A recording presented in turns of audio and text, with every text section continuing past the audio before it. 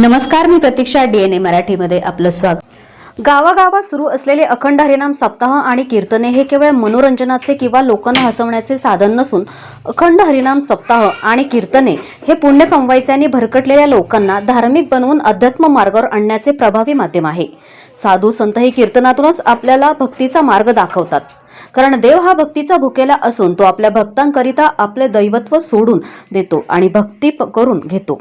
भगवंताचे जप आणि नामस्मरण करा. भगवंत तुमच्या मागे पुढे उभा राहून तुमचं संरक्षण करण्याबरोबरच एखाद्या कोणत्याही रूपात अवतार घेऊन तुमच्या घरी तो काय काम करीत असल्याचं प्रतिपादन श्री क्षेत्र नारायणदास गडाचे मठाधिपती महंत बालकदास महाराज यांनी केले.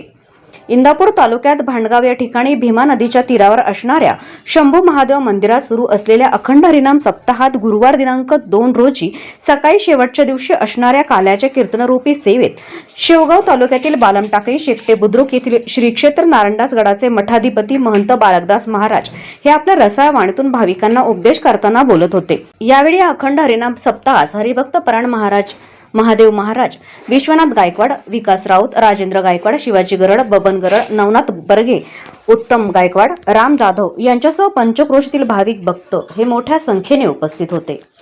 भावनेने मानता तुम्हाला, म्हणून तुम्ही त्याचा गैरवापर करू नका. बरोबर आहे का? म्हणजे एखाद्याला असं कर, नाहीतर तुला तो श्राप देईल संत, ऐक नाही.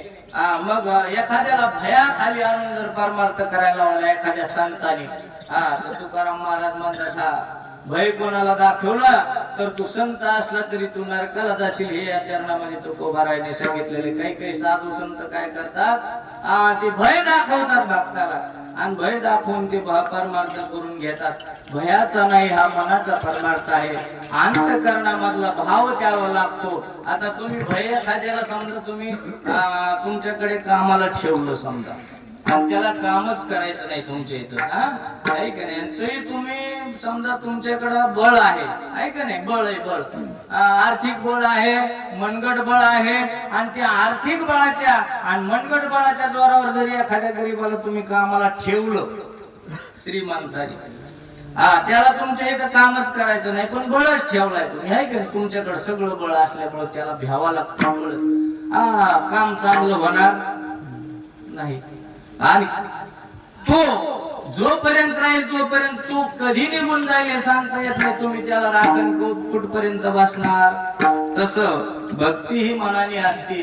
कुठल्या साधूच्या दबावाखाली येऊन जर भक्ती केली तर ती त्या साधूला सुद्धा तुकोबाराय म्हणतात नरकाला जावं लागेल. आपल्या वारकरी संप्रदायामध्ये आणि शैव संप्रदायामध्ये सरासरी ह्या गोष्टी आढळत नाहीत, पण ते हे नाही का, इकडं आहे का नाही, कोण देवीची यात्रा असते का.